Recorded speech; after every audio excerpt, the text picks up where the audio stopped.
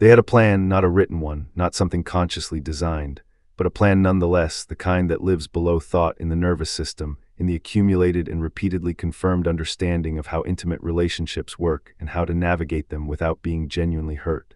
The plan was reliable, had been tested, had produced across every previous significant relationship something that functioned as the intended outcome. Create enough distance and the feelings reduce. Manage the closeness carefully enough and the intimacy never crosses the threshold that triggers the real alarm. And when the threshold approaches anyway, exit, leave before the leaving can happen to you. Return to the self-contained life that doesn't require anyone else's consistency to sustain. The plan worked before, not without cost. There was always some residual gray, some period of adjustment, but functionally, the distance produced relief. The leaving produced the expected return to equilibrium. Life reorganized. This time the plan is not working. What the plan required. To understand why it failed, the assumptions underneath the plan need to be examined honestly. The plan was built on several things that had always been true before. That distance reliably produces relief, that the feelings, given sufficient space, diminish and become manageable. That the specific person recedes into the vague, workable residue of someone who was once significant and is now simply history. That the narrative holds. The story constructed to make the leaving feel like clarity rather than fear, the incompatibilities identified, the concerns amplified into reasons, the relationship edited into something smaller than it was. This story has always been sufficient scaffolding for the distance. That the replacement happens. That life continues and new connections form and the specific quality of what was lost turns out to be available through general human engagement. That time works. That sufficient time produces sufficient diminishment. That the feelings follow the expected trajectory of reducing with distance and eventually becoming something that no longer organizes the interior. These assumptions had always held, they are not holding now. The first thing that didn't go according to plan, the relief didn't come alone. The relief came, it always comes. The alarm quieting, the pressure lifting, the return of the self-contained interior, this happened. But something else arrived alongside it that had not been part of previous post-distance experiences, the grief. Not the vague, ambient, adjustment period sadness that the plan had accommodated before, something more specific than that, more located. The particular grief of someone who has removed from their daily life a presence that was genuinely particular and whose days now have a quality they did not have before that presence arrived, not worse across every dimension. The management is easier. The alarm is quiet, but something is gone that the self-sufficiency cannot generate internally. A register of experience that was available in proximity to this specific person and is not available in their absence. The relief and the grief arrived together, and the grief was not in the plan. The plan had no adequate protocol for missing that is specific rather than general. For an absence that knows exactly what it is missing rather than experiencing vague loneliness. The management tools applied, the productivity, the busyness, the forward momentum of a life continuing, and the grief stayed, below the surface but present, finding the unguarded moments, returning in the specific, particular, refuses to become vague way of something that was stored whole. The second thing, the narrative keeps failing. The story was assembled carefully, real materials, real observations, real differences, real complexities that existed in the relationship. The narrative was not fabricated, it was constructed from genuine things, but it keeps encountering a problem. Memory did not receive the editorial. While the conscious narrative was building the managed, smaller version of the relationship, the version that warranted the distance, that made the leaving feel like wisdom, the memory was storing the unedited one, and the unedited memory keeps surfacing, with the specific, unmanageable completeness of things stored whole, the moments of genuine meeting.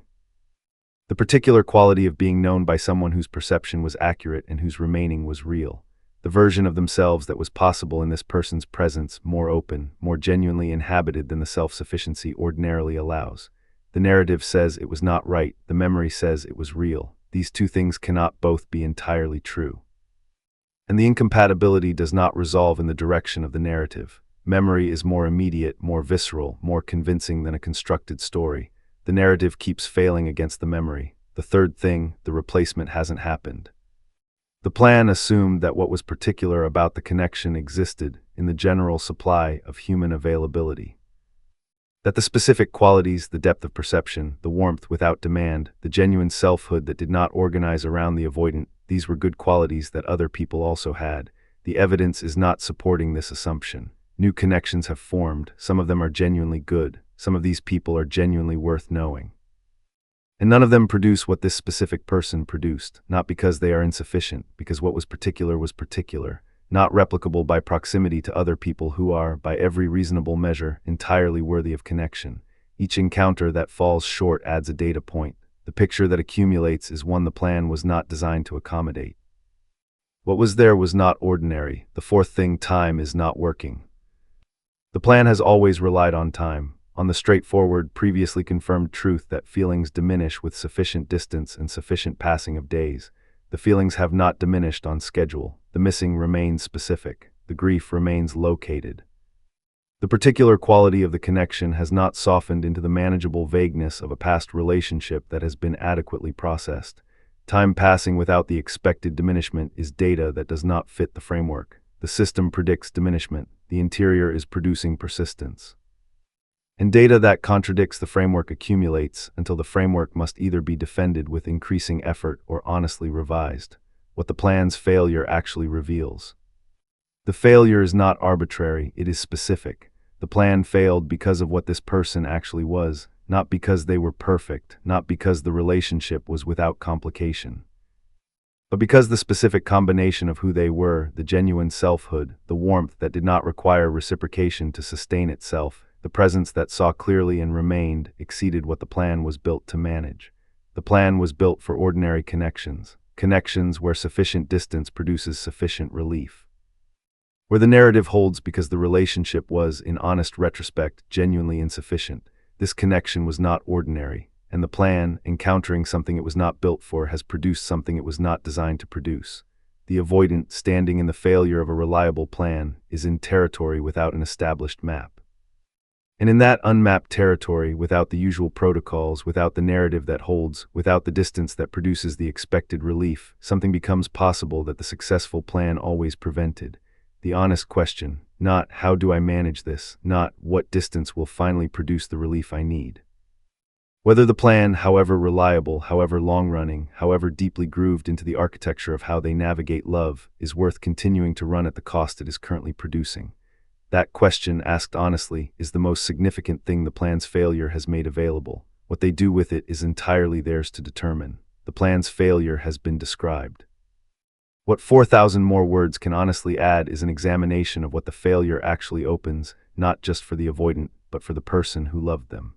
Because the plan failing is not only an interior event in the avoidant's experience, it has implications for both people in the dynamic, and those implications deserve honest treatment from both directions. What the avoidant does with the failed plan. The failure of the plan creates a specific and unfamiliar interior condition.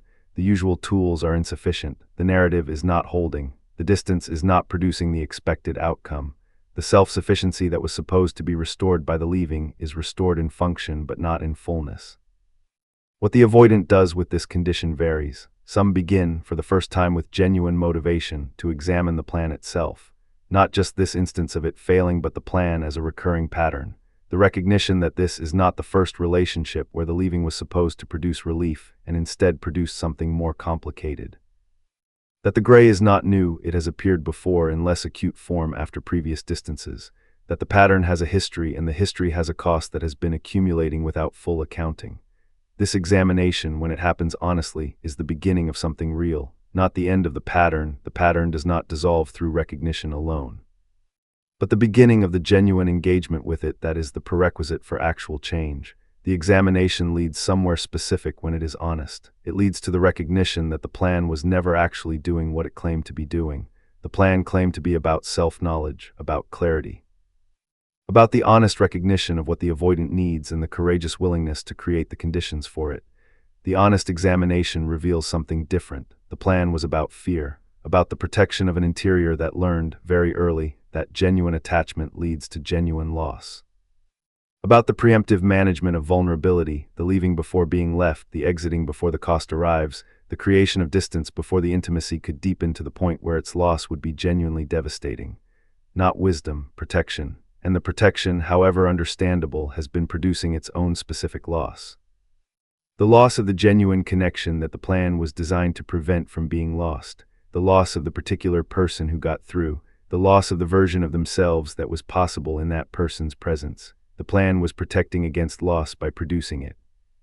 That recognition, when it arrives fully, when it cannot be deflected into another cycle of the same narrative, is the most significant thing the plan's failure can generate. The difference between recognition and change. Recognition is not change. This deserves direct statement because the gap between the two is where the most costly confusion in this dynamic lives. The avoidant who has recognized that the plan was built on fear, who has understood clearly that the pattern has been producing the loss it was designed to prevent, who can articulate with genuine accuracy what the running has cost, that avoidant has not yet changed. They have recognized. Recognition is valuable. It is the prerequisite for change. It is not the change itself. Change is slower, more embodied, more requiring of sustained effort than recognition. Change is the accumulated experience of feeling the alarm fire and choosing not to immediately act on it. The repeated, imperfect, setback-containing practice of staying in the discomfort of genuine intimacy rather than reflexively reaching for the distance that temporarily relieves it. Change requires support that recognition does not require, the specific, consistent, boundaried presence of a therapeutic relationship in which the practice of staying can be developed without the full weight of romantic stakes making every moment of alarm feel catastrophic. Change requires time that recognition does not require. The nervous system rewires through repetition, through accumulated new experience, through the slow and nonlinear accumulation of evidence that contradicts the original prediction. This cannot be rushed, cannot be shortcut by the clarity of recognition, however genuine. The avoidant who recognizes that the plan failed and moves from that recognition directly toward the person they ran from without the intervening work of actually changing the pattern is bringing the same architecture into the reconnection, bringing the recognition which is real, bringing the wanting which is also real, bringing the unchanged system which will respond to deepening intimacy in the same way it always has. Recognition without work is the beginning of the next cycle of the same pattern wearing the clothing of a changed relationship. What the person who loved them needs to know about this. If the avoidance plan has failed, if the recognition has arrived, if there are signs of genuine reckoning with what the running has cost, the person who loved them is likely experiencing something specific. Hope, complicated, informed, not naive hope. The specific hope of someone who knows enough about the psychology to understand that the plan failing is significant, that the recognition is real, that something has genuinely shifted in the avoidance interior. That hope is understandable, is human, is rooted in accurate perception rather than wishful thinking, and it deserves to be held alongside something equally important. The honest assessment of what has actually changed in behavior, not in interior, behavior, over time. Because interior change and behavioral change are different timelines, and the person who loved the avoidant has historically been very good at perceiving interior change and less consistently served by waiting for it to translate into behavioral change before reorganizing their life around it. The avoidance recognition of the plan's failure is an interior event, what it eventually produces in behavior, whether the recognition becomes the motivation for genuine work, whether the work produces the behavioral change that makes a different relationship possible, that unfolds on a timeline that cannot be predicted from the recognition alone. The hope deserves to be real. It also deserves to be held in a container of honest observation, rather than allowed to determine the organization of daily life before the behavioral evidence is present to support it. What the person who loved them has been doing.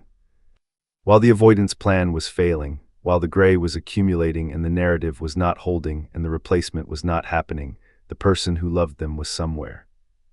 If they have been genuine in the work of this period, genuine in the investment in their own life, genuine in the return of primary attention to their own interior, genuine in the rebuilding of the relationships and work and daily content that constitute a life actually being lived, then they have been somewhere real, not waiting in a different configuration, actually somewhere. And that somewhere matters enormously for what happens next, because the person who has been genuinely building their own life during the period of the avoidance plan failing is not the same person the avoidant left, is not in the same position, does not have the same availability for the resumption of the previous dynamic, not because they have become strategically unavailable. Because they are genuinely occupied, have genuine forward motion, have rebuilt something that is actually theirs and that has value and direction that does not automatically pause when the avoidance recognition produces a reach. This is the most important single fact about what happens when the avoidance plan fails and the recognition arrives and something like a return becomes possible. The person being returned to has been somewhere, and that somewhere changes everything about how the return is received and what the return is capable of becoming. what a genuine new beginning would require. If both people are in the right place, if the avoidance recognition has been followed by genuine work, if the person who loved them has been genuinely building their own life, something becomes possible that was not possible before. A genuinely different beginning, not the resumption of what was, not the old dynamic wearing new clothes. Not the same people in the same configuration with slightly more awareness of what they are doing, something actually different. What makes it actually different is specific and worth naming. From the avoidant, it requires the demonstrated evidence of ongoing work, not the declaration of having changed, not the recognition stated as arrival rather than beginning. The behavioral evidence over time of someone who is actively engaging with the pattern rather than running it, who seeks support, therapeutic or otherwise genuine, for the specific work of staying when the alarm fires, who shows up in the ordinary moments, not just the moments when the missing has become acute. Who can acknowledge without defensiveness when the old pattern is arising and can choose something different. This evidence is not demanded as a condition in some transactional sense. It is simply what genuine change looks like, and the absence of it means the recognition has not yet become work, which means the dynamic is available to repeat. From the person who loved them, it requires the maintenance of the genuine life built in the interval, not as leverage, as the honest protection of something real that was built through real effort, the relationships invested in, the work engaged with, the interior attended to, the genuine forward motion that does not simply pause when the avoidant returns. These things do not disappear when the return happens. They are the foundation of a genuinely different dynamic, because they mean the person is not returning to the dependent, avoidant organized configuration that the old dynamic required. They are bringing a full life into a possible new connection rather than reorganizing their full life around the connection. That is what makes the new beginning actually new. Two people, both more genuinely themselves, both more grounded in their own lives, both carrying more honest self-knowledge than they had before the plan failed and the work began. That combination, when it is real on both sides, produces something that neither person could access before.